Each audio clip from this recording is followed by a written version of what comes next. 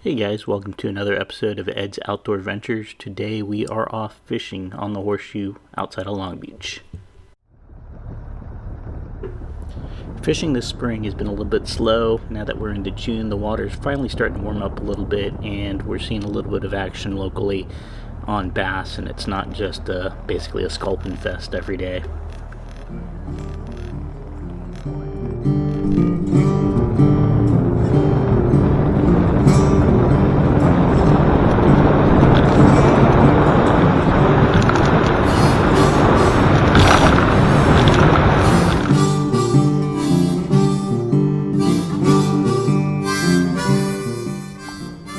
Folks have been seeing most of the action around Izor's Reef, but I decided to hit the Horseshoe instead. A couple spots that I usually frequent that usually do pretty well for the Sculpin as well as sand bass, especially come springtime.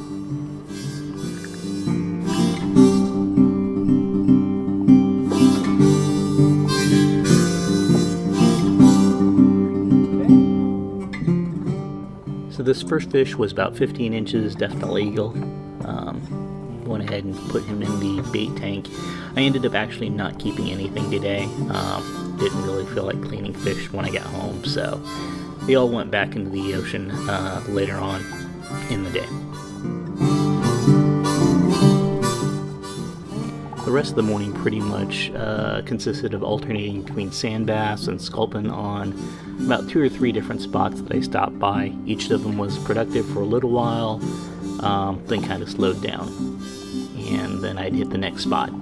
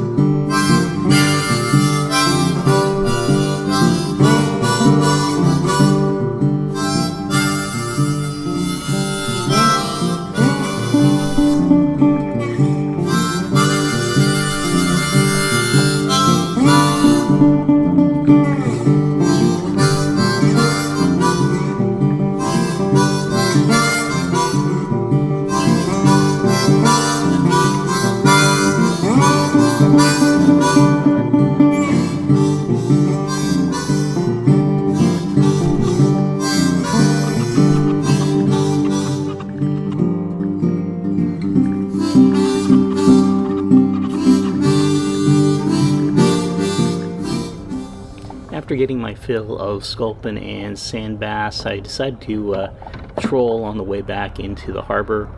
There had been some reports of thresher sharks in the area, so I thought I'd give that a shot, and was rewarded not with a thresher shark, but a little Mako, as you'll see here in a second.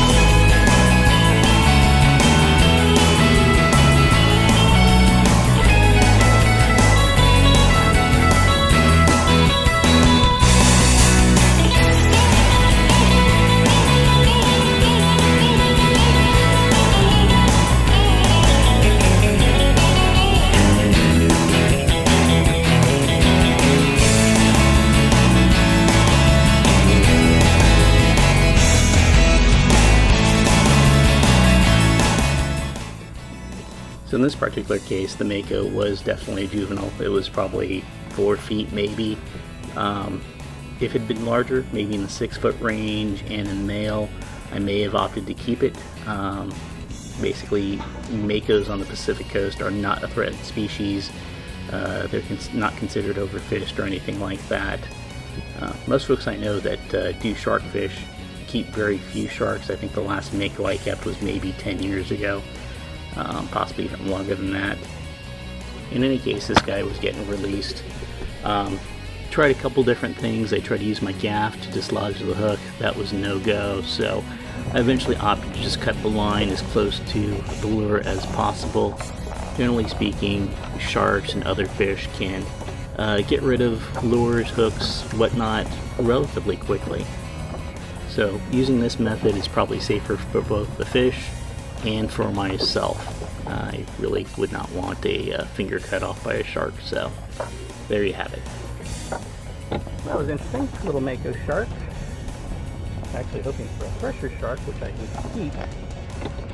But no loss. It'll be able to spit that lure out in a little bit. It should be fine. Little baby Mako. And with that, it was time to head back into the harbor and go wash off the boat at home. All in all, a great day on the water. Cleared up pretty nicely. The Mako was a nice distraction from my usual fare of Sculpin and Sand Bass for this time of the year. Hopefully the weather continues to cooperate and I'll get over to Catalina soon and we'll start hunting for some yellowtail and calico action. Thanks for watching, folks. We'll catch you next time.